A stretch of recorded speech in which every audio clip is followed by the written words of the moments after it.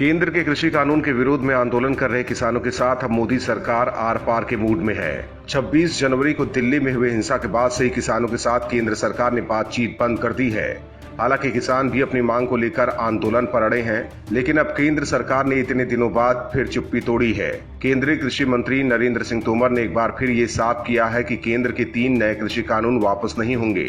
तोमर के इस बयान से किसान नेताओं की हवा निकल गई है।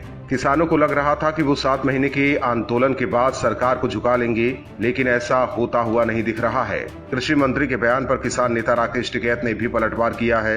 राकेश टिकैत ने आरोप लगाया कि केंद्र सरकार की हठधर्मिता के चलते देश में इमरजेंसी जैसे हालात पैदा हो गए हैं। उन्होंने ट्वीट करते हुए कहा है कि तीनों काले कानूनों को लेकर सरकार की हठधर्मिता से देश में इमरजेंसी जैसे हालात पैदा हो गए हैं। किसान बिना बिल वापसी के घर वापसी नहीं करेंगे। टिकैत इस मांग पर अड़े हैं कि तीनों कानून वापस लेने होंगे और एमएसपी पर कानून बनाना होगा।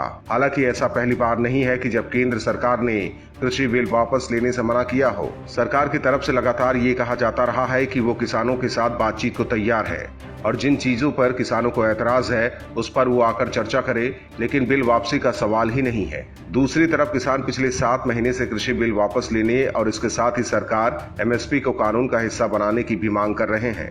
मोदी सरकार और किसानों के बीच कई दौर की बातचीत हो चुकी है, लेकिन नतीजा कोई नहीं निकला है। वहीं अब केंद्र सरकार ने एक बार फिर कहा है कि बिल वापस नहीं होगा। ऐसे में अब देखना होगा कि आने वाले दिनों में किसान आंदोलन वापस लेते हैं या किसान आंदोलन ऐसे ही जारी रहता है। Bureau report, OMH news. और भी वीडियोस देखने के लिए चैनल को सब्सक्राइब करें और बेल आइकन को दबाएं।